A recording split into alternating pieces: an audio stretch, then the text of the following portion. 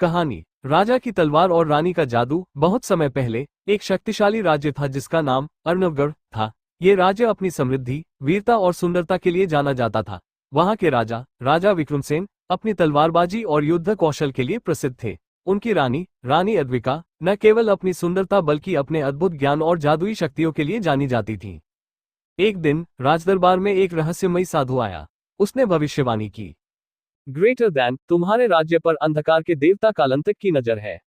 अगली पूर्णिमा की रात तुम्हारे राज्य पर भयानक संकट आएगा। केवल राजा की तलवार और रानी की शक्ति इसे रोक सकती है।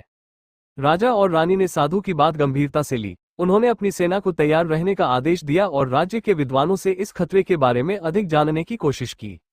कालंतक का सामना करने के लिए उन्हें त्रिनेत्र मणि की आवश्यकता थी, जो अर्णवगढ़ से दूर एक रहस्यमयी जंगल में छिपी थी। राजा और रानी ने अपने सबसे भरोसेमंद सैनिकों को पीछे छोड़ दिया और खुद इस खतरनाक यात्रा पर निकल पड़े।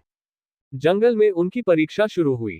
पहली चुनौती, एक गहरी खाई, जिसे पार करने के लिए राजा विक्रमसेन को अपनी तलवार से पुल बनाना पड़ा। दूसरी चुनौती, जंगल के अंदर एक जादुई झील थी जो भ्रम उत्पन्न करती थी। रानी अद्विका ने अपनी जादुई शक्तियों का इस्तेमाल करके सच्चे रास्ते का पता लगाया। तीसरी चुनौती, एक विशाल राक्षस जो त्रिनेत्र मणि की रक्षा कर रहा था। रानी के मंत्रों और राजा की तलवार के वार ने मिलकर उसे हराया।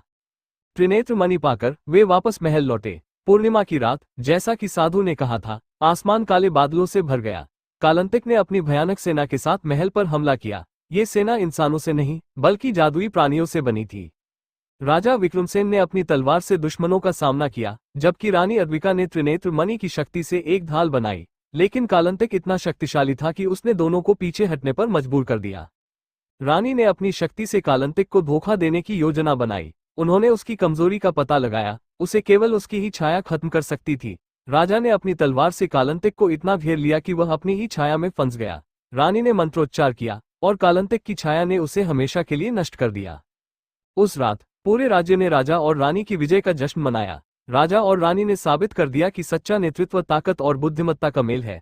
उसके बाद राजा विक्रमसेन और रानी अद्विका को केवल एक शासक के रूप में नहीं बल्कि राज्य के रक्षक देवता के रूप में पूजा गया। सीख, साहस और चतुराई से हर मुश्किल का सामना किया जा सकता है, चाहे वह कितना भी बड़ा हो।